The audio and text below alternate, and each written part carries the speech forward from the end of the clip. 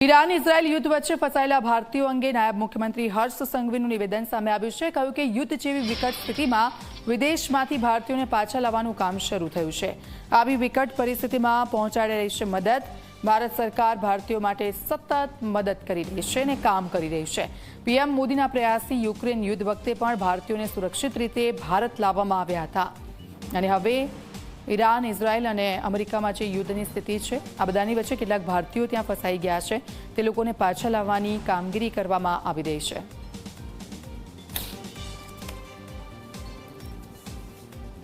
આ પ્રકારની વિકટ પરિસ્થિતિમાં ભારત પહેલું દેશ છે જેમને બધી જ વ્યવસ્થાઓ થકી આપણા નાગરિકોને પાછા લાવવાની વ્યવસ્થાઓ કરવામાં આવે છે।